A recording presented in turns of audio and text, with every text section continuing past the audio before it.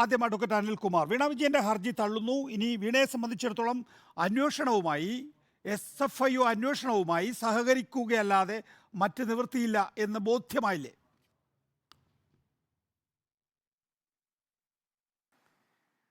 Serious fraud investigation അന്വേഷിക്കേണ്ട വളരെ ഗുരുതരമായ കുറ്റകൃത്യങ്ങളാണ് കമ്പനി നിയമത്തിലടക്കം തിരിമറി നടത്തിക്കൊണ്ട് റിസർവ് ബാങ്കിൻ്റെയും തെരഞ്ഞെടുപ്പ് കമ്മീഷൻ്റെയും എതിർപ്പുകളും മറികടന്ന് നരേന്ദ്രമോദി ഇന്ത്യ രാജ്യത്ത് ചെയ്തതെന്നും അതിൻ്റെ ഭാഗമായി കോടിക്കണക്കിന് രൂപ നമ്മുടെ രാജ്യത്ത് കോർപ്പറേറ്റുകളിൽ നിന്ന് ഇവിടുത്തെ രാഷ്ട്രീയ പാർട്ടികൾ കോൺഗ്രസും BJP എല്ലാം ബൂർഷ്വാ പാർട്ടികളെല്ലാം കൈപ്പറ്റിയെന്നും ആ സീരിയസ് ഫ്രോഡിൻ്റെ ആഴത്തെ സംബന്ധിച്ചും ബഹുമാനപ്പെട്ട സുപ്രീം കോടതി ഇന്നലെ രാജ്യം ശ്രദ്ധിക്കുന്നൊരു വിധി പ്രസ്താവിച്ചിരുന്നു.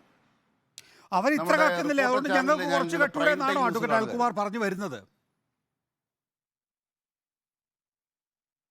ഞാൻ പറയാത്ത കാര്യം നികേഷിൻ്റെ മനസ്സിൽ തോന്നുന്നത് സാമാന്യ ബുദ്ധിയല്ല കേട്ടോ, അതൊരു ഒരു ഒരു വല്ലാത്ത ബുദ്ധിയാണ്. ആ ബുദ്ധി ശരിയായ ബുദ്ധിയല്ല. ഞാൻ പറയാത്ത കാര്യം എങ്ങനെയാണ് വരുന്നത്? അവർക്ക് കക്കാമെങ്കിൽ ഞങ്ങൾക്ക് കട്ടുകൂടെ എന്ന് തീരുമാനിക്കാത്ത ഒരേ ഒരു പാർട്ടി CPM ആണെന്ന് ഇന്നലെ വിധിച്ചു. കോൺഗ്രസ്സുകാർ കട്ടു, അദാനിയുടെ കാശ് വാങ്ങിച്ചു, BJPക്കാർ അദാനിയുടെ കാശ് വാങ്ങിച്ചു. ഇന്ത്യ രാജ്യത്ത് കേരളം ഭരിക്കുന്ന എല്ലാ സംസ്ഥാനങ്ങളിലെയും ഭരണകക്ഷികളുടെ പാർട്ടികൾക്ക് കോടിക്കണക്കിന് രൂപ ഇന്ത്യ രാജ്യത്തു നിന്നും തെരഞ്ഞെടുപ്പ് നിയമങ്ങളെ അട്ടിമറിച്ചുകൊണ്ട് വാങ്ങാനായി എന്നും അതിൽ വാങ്ങാൻ പറ്റാത്ത ഒരേ ഒരു പാർട്ടി CPM ആണെന്നും ഒരു വിധിന്യായം നമ്മുടെ മുന്നിൽ വന്നപ്പോൾ നികേഷിനെ പോലൊരു മുതിർന്ന പത്രപ്രവർത്തകൻ എന്നോട് ചോദിക്കുകയാണ്, അവർക്ക് കക്കാം, ഞങ്ങൾക്ക് കുറച്ച് കക്കാൻ മേലെന്ന്. അപ്പം നികേഷ് ഇന്നത്തെ വിധിന്യായവും വായിച്ചില്ല, ഇന്നത്തെ പത്രവും വായിച്ചില്ല. അതിന് കാരണം എന്താണ്? നിങ്ങളുടെ സ്ഥാപിത താല്പര്യമാണ്, അങ്ങയുടെ വ്യക്തിപരമായ താല്പര്യമല്ല, നിങ്ങളുടെ സ്ഥാപനത്തിൻ്റെ സ്ഥാപിത താല്പര്യമാണ്. അത് കമ്മ്യൂണിസ്റ്റ് വിരോധമാണ്, അത് മാർക്സിസ്റ്റ് വിരോധമാണ്. അല്ലെങ്കിൽ കോടിക്കണക്കിന് രൂപ ഇന്ത്യ രാജ്യത്തെ തെരഞ്ഞെടുപ്പ് വ്യവസ്ഥയെ ഇതുപോലെ കൈകാര്യം ചെയ്തെന്ന് മാത്രമല്ല, ഇന്നലത്തെ ആ കോടതി വിധിയുടെ 13ാം വകുപ്പ് ഒന്ന് വായിക്കുക. ബഹുമാനപ്പെട്ട നികേഷ് തന്നെ ഇന്ന് പറഞ്ഞല്ലോ, ബാംഗ്ലൂരിലെ കോടതി വിധിയുടെ വകുപ്പ് കിട്ടിയില്ല, അല്ലെ വിധിന്യായം നമ്മുടെ കയ്യിൽ കിട്ടിയിട്ടില്ല. എന്തൊക്കെയാണ് കോടതി പറഞ്ഞത് നമുക്കറിയില്ല, റീസണിങ് അറിയത്തില്ല. പക്ഷേ ഇന്ന് മറ്റേ വിധിയുടെ റീസണിങ് നമ്മുടെ മുമ്പിലുണ്ട്. അതിന്റെ 13ാം പേജിൽ എന്താ പറയുന്നത്? ഏത് റീസണിംഗ് ആണ് ആവശ്യമുള്ളത്? SFIO അന്വേഷണം സാധ്യമല്ല. 210 പ്രകാരമുള്ള അന്വേഷണം നടന്നുകൊണ്ടിരിക്കുന്ന ഘട്ടത്തിൽ 212 പ്രകാരമുള്ള അന്വേഷണം പാടില്ല എന്നുള്ളതായിരുന്നു തൈക്കണ്ടിയിൽ വീണയുടെ കർണാടക ഹൈക്കോടതിയിലുള്ള വാദം. അത് പൊളിഞ്ഞിരിക്കുന്നു. അന്വേഷണം തുടരാം എന്ന് കർണാടക ഹൈക്കോടതി പറഞ്ഞിരിക്കുന്നു. അപ്പോൾ ഇക്കാര്യത്തിൽ അന്വേഷണം തുടങ്ങുന്ന ഘട്ടത്തിൽ തന്നെ അതിനെ തടസ്സപ്പെടുത്താനുള്ള വീണ വിജയന്റെ നീക്കം പരാജയപ്പെട്ടിരിക്കുന്നു.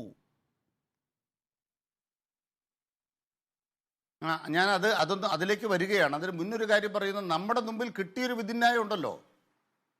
ആ വിധിന്യായം എന്ന് പറയുന്നത് ഇവിടുത്തെ റിസർവ് ബാങ്ക് മോദിയോട് പറഞ്ഞ എന്താണ്? നിങ്ങൾ ഈ പണിക്ക് പോകരുത്. ഇലക്ഷൻ കമ്മീഷൻ പറഞ്ഞ എന്താണ്? നിങ്ങൾ ഈ പണിക്ക് പോകരുത്.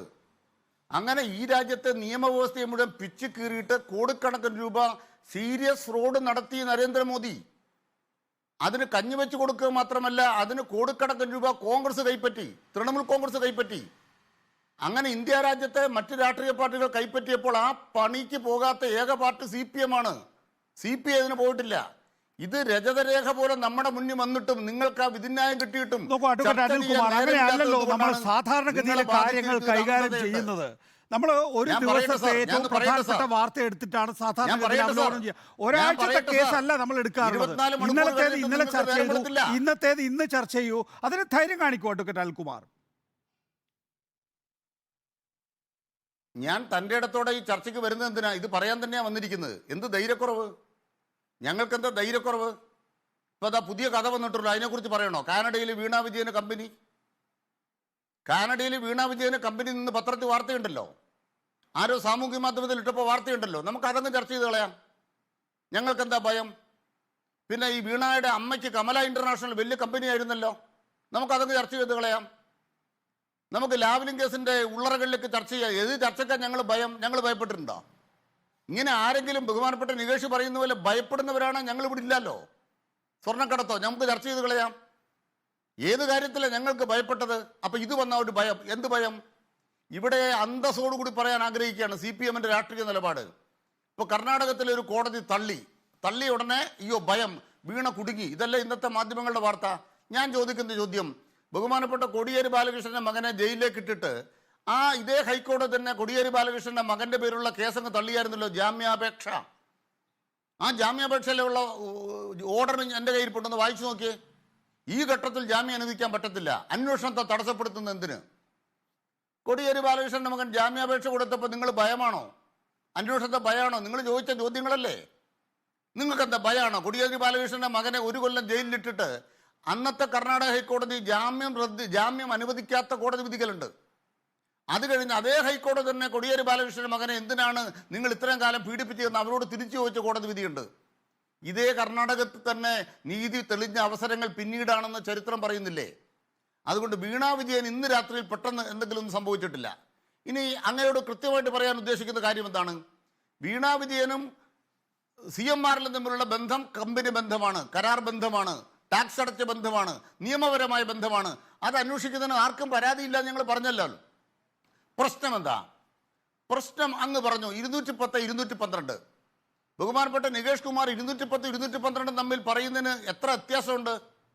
വ്യത്യാസം അരമിനിട്ടോ? അത്രയും വ്യത്യാസം മതിയോ അന്വേഷണത്തിന്?